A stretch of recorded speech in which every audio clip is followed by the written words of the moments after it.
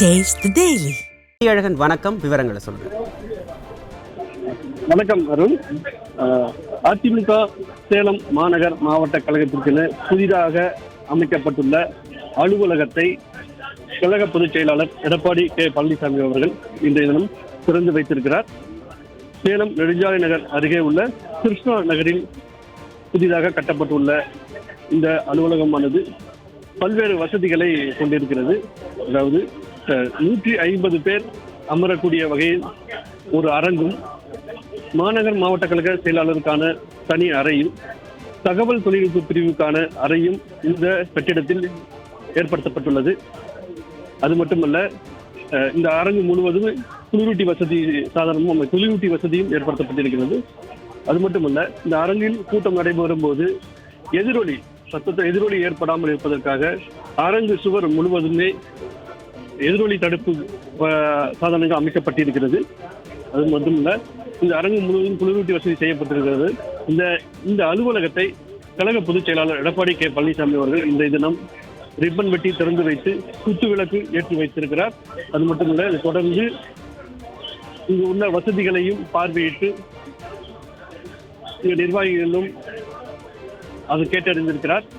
தொடர்ந்து கழக பொதுச் செயலாளர் எடப்பாடி கே பழனிசாமி அவர்கள் செய்தியாளர்களுக்கு மதியழகன் விவரங்களை வழங்கியமைக்கு நன்றி.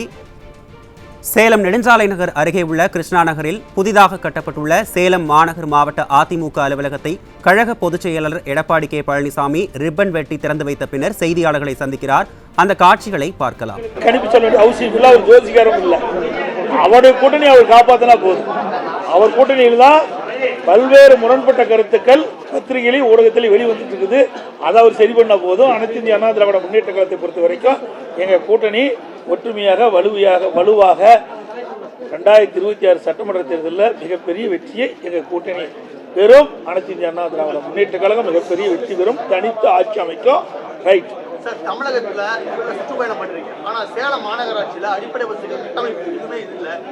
ரோட்ல சாக்கடை ஓடுது, மக்கள் தவிக்கிறாங்க.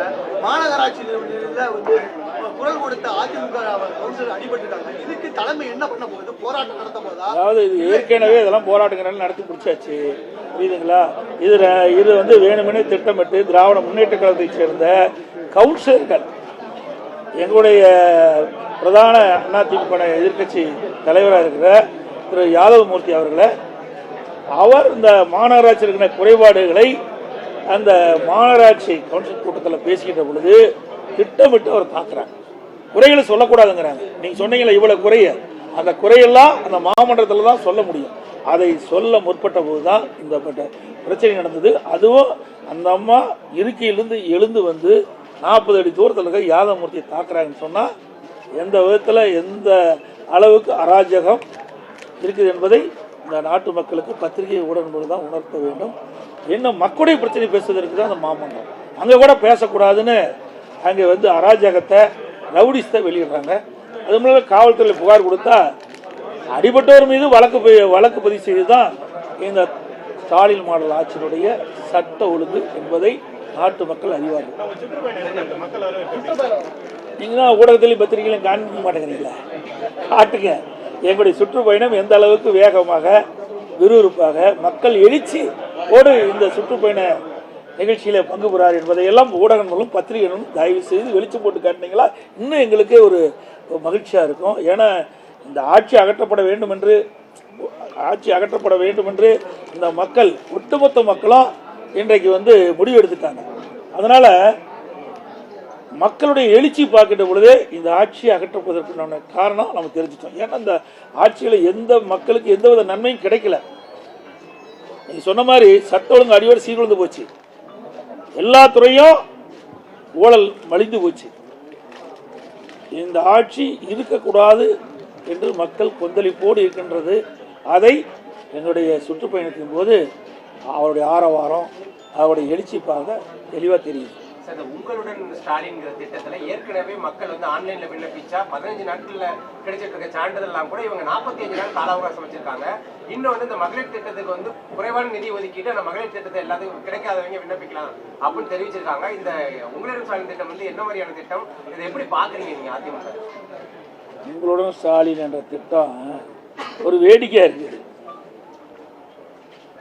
அவளுக்கு விளம்பரம் செய்ய வேணும், மக்களை கவர்ச்சிகரமாக இழுக்க வேணும். அடுத்த ஆண்டு நடைபெற்ற சட்டமன்ற தேர்தலுக்கு இப்போ உங்களுடன் ஸ்டாலின் நாடகத்தை அரங்கேற்றிருக்கிறார். ஏன் 4.5 ஆண்டு காலம் மக்களுக்கு செய்ய வேண்டிய பணிகள்லாம் செய்யலை? நீங்கள் அந்த விளம்பரத்தாளில் பார்த்தீங்கன்னா நிறைய அடித்து வெளியிட்டு இருக்கிறாங்க. அப்படின்னா மக்களுக்கு இவ்வளோ குறை இருக்குதுல்ல இந்த ஆட்சியில்?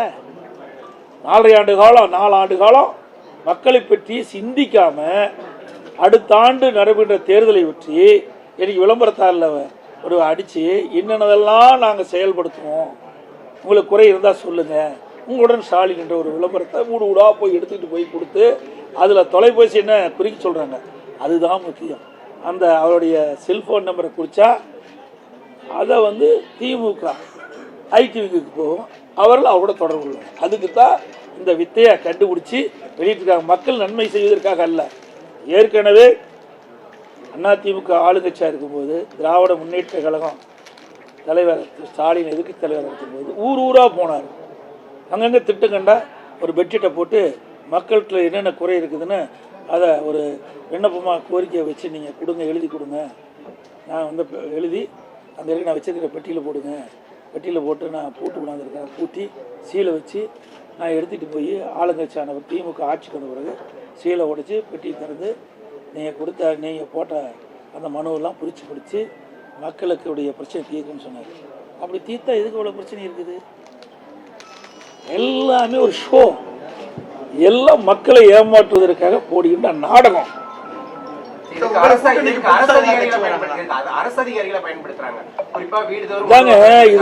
அதிகாரிகள் பயன்படுத்தினா தானே அவர் தொலைபேசி என்ன கொடுப்பாங்க, போய் மற்ற போய் கேட்டால் கொடுக்க மாட்டாங்கல்ல.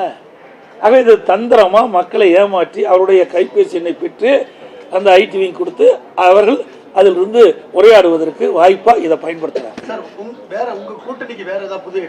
நிறைய கட்சிகள் வரும். 8 மாசம் இருக்குல்ல தேர்தலுக்கு. பிப்ரவரி மாதம் தான், மார்ச் மாதம் தான், பிப்ரவரி அல்லது மார்ச் மாதம் தான் அறிவிப்பாங்க. இடைவெளி அதிகமாக இருக்குது. தேர்தல் நேரத்தில் நிச்சயமாக நிறைய கூட்டணி வரும். பலம் பொருந்திய கூட்டணியாக அதிமுக தலைமையில் அமைக்கப்படும். அதாவது இப்போ இன்னும் அந்த எந்த ஒரு மற்ற கட்சிகள்லாம் இன்னும் முடிவு செய்யாமல் இருக்கிறாங்க. இன்னும் 8 மாதம் இருக்குது தேர்தல். 8 மாதத்துக்கு முந்தைய எந்த கட்சிகளுமே அந்த கூட்டணி, நாங்கள் பாரதிய ஜனதா கூட்டணி வச்சுருக்கிறோம். இன்னும் பல கட்சிகள் சேருவதற்கு வாய்ப்பு அதிகமாக இருக்கின்றது. அதிமுக தலைமையில் அமைக்கக்கூடிய கூட்டணி வலுவான கூட்டணி அமைக்கும், வெற்றி கூட்டணியாக இருக்கும். சார், தொடர்ந்து இந்த கனிம வளங்கள், மணல், இந்த உள்ளிட்ட இந்த மலைகள் உள்ளிட்ட கனிம கொள்ளை தொடர்ந்து நடைபெற்று இருக்கு. அது முறையாக அனுமதி இல்லாமல் கனிமவளத்துறை அதிகாரிகளும் துணை போறாங்க.